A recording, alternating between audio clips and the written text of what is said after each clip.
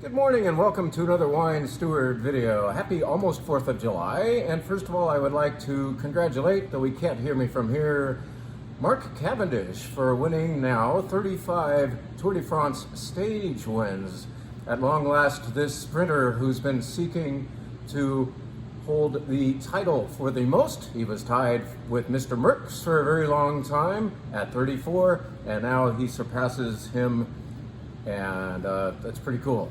It was really wonderful to watch that this morning, to see a hardworking cyclist get something that he's been attempting to attain for quite a long time. Off topic, but pretty cool. I hope you're enjoying the Tour de France, in spite of it being, or in spite of, besides it being a terrific sporting event. It is a beautiful survey of the French geography. It's just really pretty. And tomorrow, they are going, for the first time in a long time, right through Burgundy. They are bisecting Burgundy from Macon all the way up to Dijon.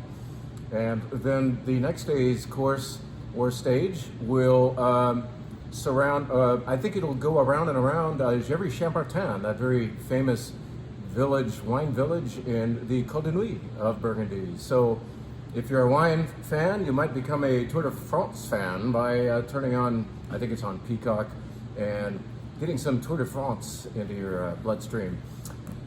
Why is this up here? This is Italian. Well, the Tour de France did start in Italy this year. They tend to start in a neighboring country every year nowadays. Well, this is from the Marche region of Italy. It's a Rosso Conero. It is mostly Montepulciano grape with a little bit of Sangiovese. It's a Rosso Conero Reserva. This wine by Marchetti has been featured in many a Tom Kelly Italy wine event, and it will in fact be returning to the lineup this coming Tuesday, July 9th, for which we still have some seats. So not many, but if we fill it, let's say by this Friday, I think I'm going to announce that we're going to open yet another bottle of every wine, and all 13, and admits another 12 people, because that's about what a bottle takes care of. So we will in fact build this thing from 28 all the way to 40 people if we see a big flurry of signups by Friday. How about that? And this is one of the wines we'll enjoy, along with some refreshing whites. Nearly all of the wines will be from Italy, but Tom Kelly, the beautiful presenter, always brings a few other surprises, including this, by the way. We've already talked this up. I've dubbed it my favorite rosé of the year, and of course something may come along later in the season that knocks it off its pedestal, but you gotta try this Fabre Cru Classé rosé from Provence if you want to try a truly great rosé, and many of you have already tried it. I know this because I just had to submit my third order of 3 cases of this wine. So you are tearing through this stuff, you who already know. The rest of you should know that this is a great rosé that will, even though it's not Italian, be shown by Tom Kelly next Tuesday night. If you can wait till then, don't wait till then. Come on in, get some of this for July 4th sipping. It's hot out there, you need some dry rosé, right? What's going on here? What's going on here is, what do you think? A white wine, right? Well, maybe you can't see it, but there are bubbles in there. Yes, I'm trying a sparkling wine out of a big fat Burgundy glass. And it works. I know it's not conventional, but really it puts the smell and even the flavors of this gorgeous wine on full display. What is this gorgeous wine? I talked about it last week. Now we're putting the wine where our mouth is and putting it on the WineBar menu. So let's show you this label once again and tell you this is a Vinho Verde, not Vino Verde, but you can say Vino Verde if you want. This is a Vinho Verde Espumante, meaning it's sparkling, fully sparkling Vinho Verde. Is Vinho Verde the name of a grape? No. Is it the name of a particular wine? No. There is in fact white and red and rosé Vinho Verde. You don't really need the red, I'm telling you, but the rosé can be quite good when we carry it. But Vinho Verde is in fact the name of a wine region in the northernmost part of Portugal, right up there against Galicia, Spain. Only the river Minho divides Portugal from Spain up there, and this is a very lush, more wet area, and these white grapes, Loureiro and Orinto, are especially suited to this cooler, more damp climate. And so is sparkling winemaking. This is low alcohol, beautiful, dry brut. Portal de Calzada is its name, and it is inexpensive. It is one of the best inexpensive sparkling wines I have ever had. Very, very refreshing on a day like this. And from this bigger bowl, I get to enjoy a certain delicate creaminess, maybe an earthiness, like a very clean white button mushroom, champignon, if you will. And I know that might sound funky, but it is a very delicate, chalky earthiness going on, along with that creamy, almost fruit. You know, it stops short of being really fruity, and it compels with other qualities. And if you would like, when you visit our wine bar, to have a glass of this, you can request this glass. We'll otherwise be putting it into something more conventional, like a tulip flutish thing. But you might want to try it this way. It's really good. Okay. What are we doing on the white flight this week? By the way, the wine bar is open now. And I should tell you, I'm terrible at these commercials, but 4th of July is tomorrow. We will open this store from 10 until 2 o'clock. Kathy and I will run the show together. You can come up for a glass of wine, quick glass of wine, but especially replenish your refrigerator with cold beer and cider and delicious wine. So you could head home with a bunch of stuff to throw in the fridge and enjoy all holiday long, and thereafter make a long weekend of it. But just letting you know that for last minute 4th of July shopping, we are in fact open tomorrow from 10 a.m. to 2 p.m. and then we go home for some fireworks. Here are some fireworks right here. This is a wine you may want to grab. If you don't come upstairs and have a glass of it or include it in the white wine tasting flight, you could just run home with this beautiful wine, also by Portal de Calzada. I'm speaking as if it's Portuguese, Spanish, but that's Portuguese, and I just don't know how to pronounce it perfectly. But this is a really lovely white blend of Loureiro and Albarino, which is also Albarino when you go over that Minho River into Spain, where it just changes pronunciation and spelling a little bit. Beautiful, dry Vinho Verde. Again, yes, a Vinho Verde. It's not the bubbly, it's not the prickly kind. It's still wine. In other words, no bubbles. It's a little more dignified than those less expensive Vinho Verdes that are fun to drink, low alcohol, chill them down, but why not ascend to this better wine? And it'll be the first wine in the white flight, okay? White wine number 2 is a Roussanne. We don't feature Roussanne very often. Frankly, there aren't that many great Roussannes out there, and when they're out there, they're kind of expensive. The best Roussannes probably come from the Rhone Valley of France, but this is a really beautiful emulation of the grape. It is from Washington State, from who? Novelty Hill, right? Yeah, Novelty Hill, Roussanne. What does Roussanne do? It is less zingy and maybe a little less refreshing. It's got a little more mouthfeel and richness to it. Many Roussannes are just too much. They're just not something you would drink on a day like this. This does in fact have a little more of a refreshing component than most Roussannes. You should try it. Beautiful tropical qualities in the nose and mouth. Roussanne from Novelty Hill, Washington State. And next up, why don't we divert colors to another color? This is from our friends Nottingham. Nottingham is kind of transplanted from the Livermore Valley up to the Napa Valley. Colin Craner is still making the wine up there, and this is a beautiful rosé from all Napa Valley fruit. So you don't see that very often, do you? I mean, and especially at this affordable price. So let's introduce this new Nottingham release. It's a fresh 2023 rosé from our friends at Nottingham Cellars. Next wine up. Let's stay in Napa for a second and go to somebody who's been there a long time. They didn't transplant from somewhere else. They've been hanging out in Gurgitch Hills there for decades, not just years. And this is their famous Fumé Blanc. You thought we were going to pour their Chardonnay, which is also very good, but here is perhaps a slightly less known white wine from them, Fumé Blanc. Fumé Blanc, they choose to use that name coined by Robert Mondavi so long ago. This is in fact made entirely of Sauvignon Blanc, as you also see on the label.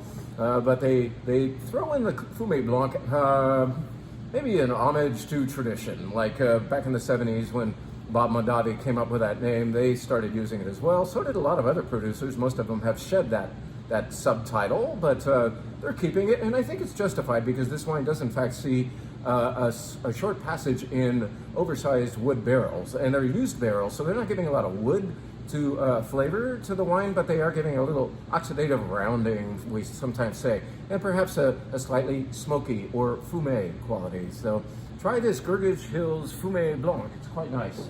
And finally, capping off the white flight, Curran. Curran is one of the greatest producers of Grenache Blanc in California. Grenache Blanc is something I believe we ought to be planting more of, or at least some of, in the Livermore Valley. I think it would do very well here. In the meantime, we go down to Santa Barbara County, sideways country if you will, for, once again, one of the best Grenache Blancs you will ever have from California. A richer style, it's dry, but it's got loads of fruit. Really lovely wine. Curran Grenache Blanc finalizes the flight. Now, between flights on the wine bar over there, you know, we show off these bottles, and there are 2 bottles that we feature in the middle that represent wines that you can only buy by the glass. In other words, we want you to fully know these wines. Instead of having a soundbite taste, you enjoy an entire glass of perhaps this. This is a newcomer, but it's actually an old timer here. It's just the newest vintage of a wine we've admired for a very long time called Sojourn Pinot Noir. This is their Sonoma Coast bottling. They bottle several different Pinot Noirs. This wine is gorgeous, and I think a lot of you are going to like it. I thought that so with such conviction that I bought a lot of it to get a better price. Sometimes if you buy volume, you're afforded a better wholesale, and therefore we can give you a better retail. We are beating the prices that I'm seeing online by the big-time internet concerns. So in the meantime, have a glass of this and maybe walk home with a few bottles of Sojourn Sonoma Coast Pinot Noir, the more generous style, more fruit-forward, a little bit like En Route, you might say, that wonderful wine from the Nickel and Nickel people. Very nice wine. Sojourn Cellars is a wine by the glass offering. The other wine by the glass offering is not a Cabernet for once, and I'll soon reveal why, but in the meantime, we'll tell you that it is a Gigondas by our friends at Kermit Lynch. And I said, yes, by them, by Kermit Lynch himself, because he does in fact own this winery along with the Brunier brothers of View Telegraph. Several years ago, they decided to purchase Les Palières, this producer, this facility and vineyard in Gigondas, which is near Châteauneuf-du-Pape. And they've basically come up with a better wine by having full quality control over it. This is a beautiful Grenache-based wine. I believe it's a GSM, and you can feel Gigondas in it, a nice structure that you expect from a great wine. Again, Kermit Lynch and the Brunier brothers, Frederic and Daniel, are both involved in the making of Les Palières these days. Great stuff, imported by Kermit Lynch, and you could say made by Kermit Lynch. Pretty cool. Alrighty, let's get into the red flight, and now I'll reveal why we didn't have a Cabernet by the glass, because we have several of that kind of thing in the red flight. All of the reds this week come from Washington State. We like Washington State. We haven't featured as a flight recently, so let's do it. This is Requiem. Requiem starts off the flight as a half Merlot and half Syrah blend. Those are 2 varieties that I think don't get the time of day from enough people. Merlot and Syrah are both like, folks are kind of scared of them. Maybe they saw the movie Sideways too often and know that Merlot is something you're not supposed to like, and Syrah is something that confuses you. Well, they go together beautifully here, and Syrah and Merlot are in fact great varietals from the Washington State area, so why not put them together in the form of Requiem, an affordable, nice red wine. I think it's our least expensive glass of wine too, if you want to have a glass of it. Next up is a wine of which I still have too much on the shelf, and that's not a problem because I really love this wine, which is based on Cabernet, but the second main ingredient is Cabernet Franc, and I think you can pick that up. This is Sleight of Hand, the Conjurer, and it is a really delicious, complex red wine that by buying up from Requiem to this, you will not necessarily get a bigger wine, but you're going to get depth of character from this really beautiful wine, Sleight of Hand, the Conjurer. Rather fancily labeled, don't you think? The next wine up, remember we mentioned Novelty Hill Roussan a second ago? Well, this is a red wine from there, and it is in fact aforementioned Syrah. It is Syrah that everybody should admire. It is easy and round and rich and dark, voluptuous. It's got beautiful curds, you might say. Novelty Hill Syrah from Washington State. The penultimate wine, that's a fun word, penultimate. This is Janwick Cabernet Sauvignon. Janwick is making a cab that has a lot of fruit and a lot of power, a lot of structure. It is significant in the mouth. It's got guts, you might say. So that's the second to the last wine in our red wine flight from Washington State. The final, interestingly labeled wine is Double Lucky Number 8, of which you may never have heard. You may have, however, heard of its alternative brand. It's higher up the ladder of quality rungs. Cayuse is the maker of this wine called Double Lucky. This uses, it's got some Tempranillo, some Grenache, and I think some Syrah in it. And it comes entirely from an area called the Rocks District.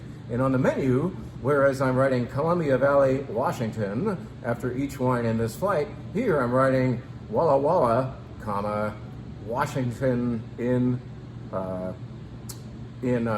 not parentheses, quotation marks, because we're almost in Washington. We've just gone over the border. We left the city of Walla Walla, headed south about 10 minutes, and all of a sudden you see a Welcome to Oregon sign. So this is virtually the same climate. It really is. Dry, hot. It's high desert, really, back there. It rains very little. But all of a sudden, there is very interesting topography on this side of the border called the Rocks District.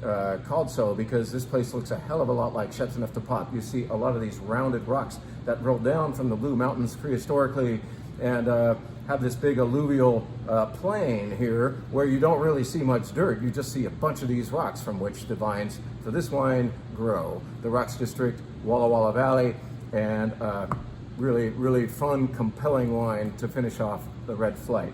So just to recap, remember, we have a few seats left for the Tom Kelly event. If they go fast, then I'm going to add and announce that we are adding 12 more seats. So consider that, and then consider coming in and saying hi to Kathy and I tomorrow, because we'll be here from 10 to 2 to take care of your final 4th of July needs, and perhaps come upstairs and quench your thirst with a glass of sparkling wine, and perhaps from a big fat glass. You've heard about the Wine Club wines. I hope you're getting thirsty, and we hope you will come to us for wine, the real kind. What do I mean by that? I want you to think on that little slogan I've come up with. Wine, the real kind. That's what we have here at the Wine Steward. Thank you. Happy 4th of July.